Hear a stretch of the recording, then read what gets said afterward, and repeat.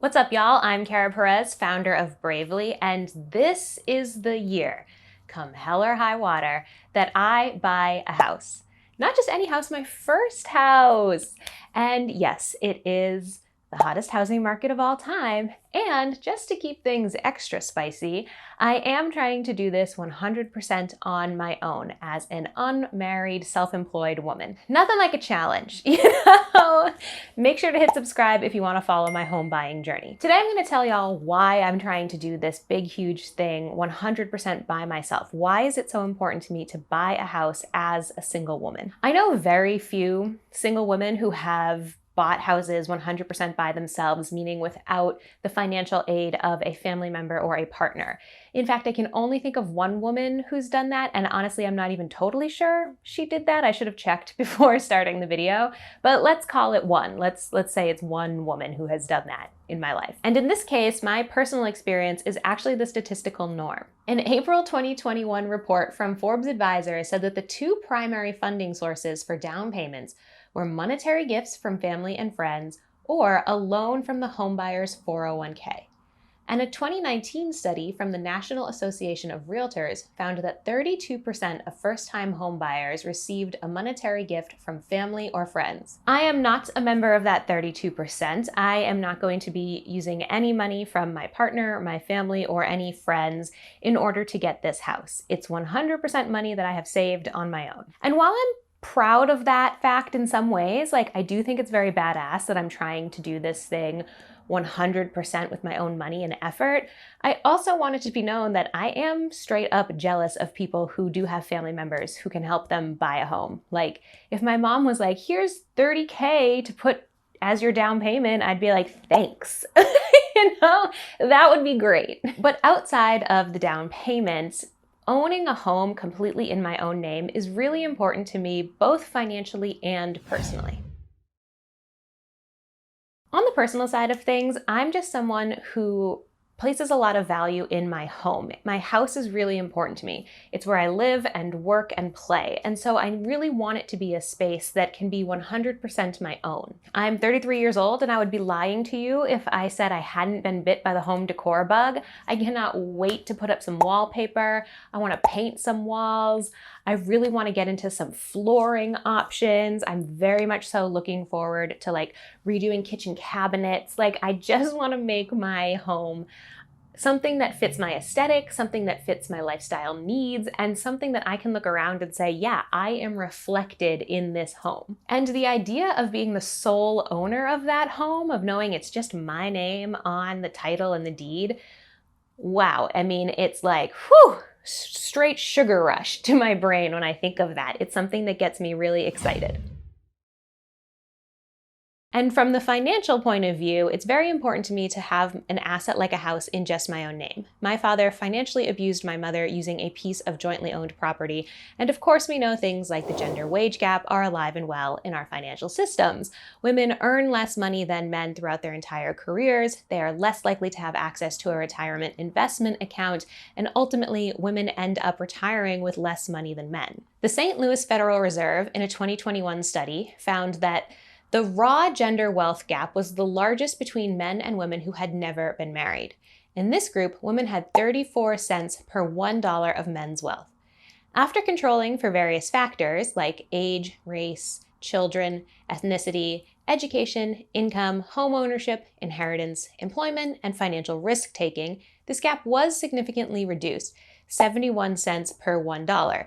Yet remains potentially consequential for current and future generations. First of all, I'm going to make a whole other video about having to control for people's identity. Having to control for race and ethnicity is a whole other topic. And the fact that this quote ends with potentially consequential, yes, earning almost 30 cents less per dollar every year is a huge financial consequence, of course. So when I look at data like this, it honestly just lights a fire under my butt to have an asset like a house in just my own name. If I need to pull the equity out of my home, or if I decide to sell my home, it's a decision that I can make by myself for myself. Finally, I want to buy a house in my own name before I get married. In most states in the United States, any assets that you bring to the marriage remain legally yours after a divorce. T-Bone and I right now have vague plans to get married, and I would like to know that I have a home that would be legally mine in the event that we do divorce. Of course, I want to recognize that that's not universal law. If you have a prenup, or if one partner spent a significant amount of time or assets on the other or something, a partner could be responsible for paying alimony or childcare or something like that. So definitely, if you're watching this video and you're not married, don't take it as like sacrosanct law that just because you bought a house before you got married, it's 100% yours after a divorce. Consult a lawyer, consider a prenup, do all of the essential legal things you need to do.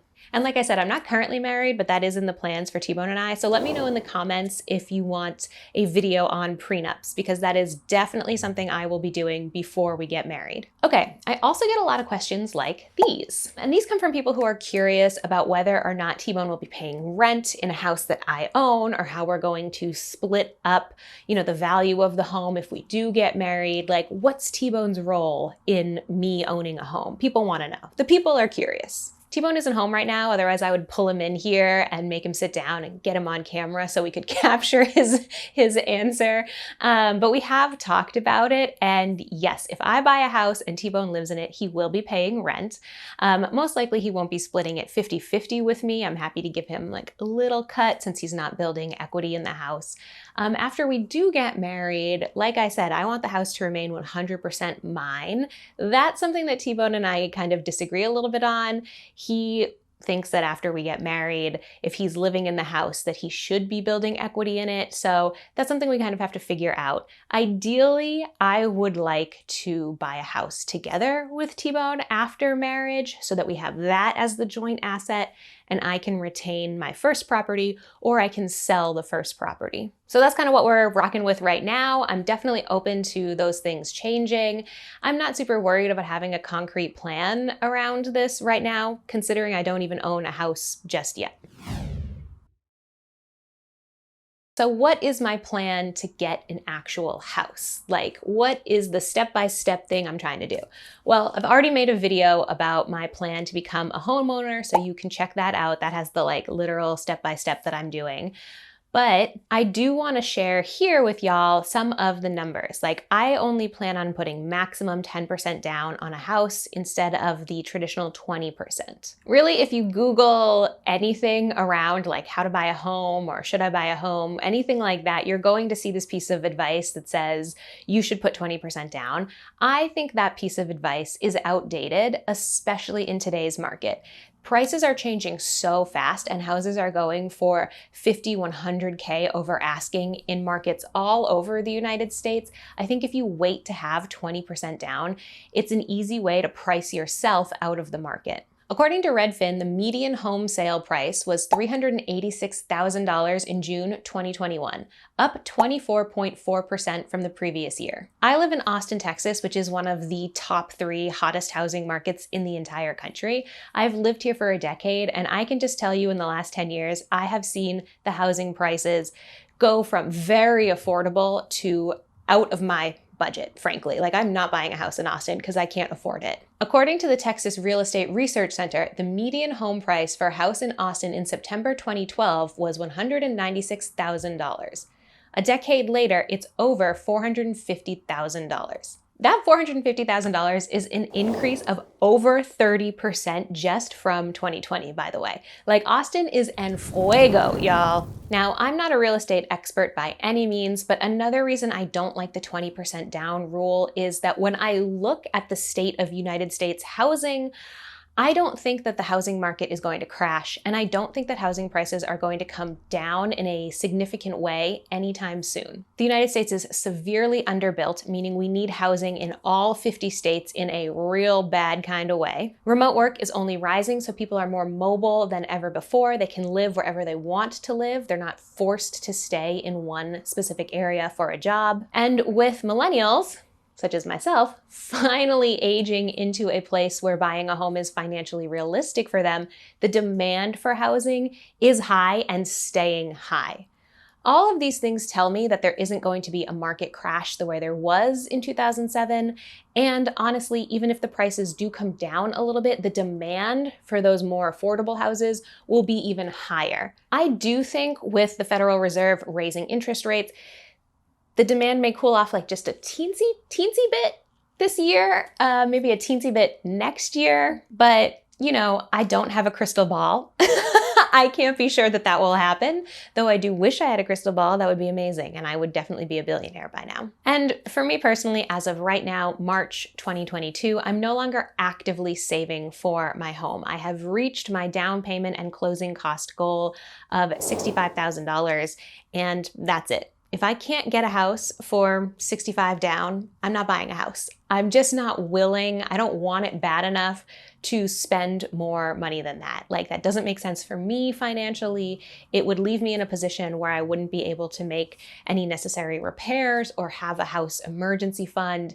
And I just nah, I'm just not gonna do it. So that is my firm line. I will go no further. So my next step is to get pre-approved for a mortgage and begin seeing houses. It's the most exciting part. I think it's also the most stressful part of this whole home buying process. Let me know in the comments if you want me to make a video about the pre-approval process, especially as a self-employed person, because from what I've already gathered, it is slightly different in a kind of annoying way than if you are a W-2 employee. So let me know in the comments if you want that. And also let me know in the comments any questions you have for me as an unmarried woman, self-employed woman trying to buy a house. You know, if there's parts of the journey you want to see, or if you have questions about what I'm doing, definitely let me know. I'm happy to answer those for you. I'll also link in the description to a few articles that we have on our website, bravelygo.co. I have already written a few guides for first-time home buyers and things I think first-time home buyers should be doing. So those are really helpful things for you to check out as well. All right, y'all, that's it from me. Make sure to give us a like to boost us in the algorithm. The algorithm rules my life, and hit subscribe on your way out.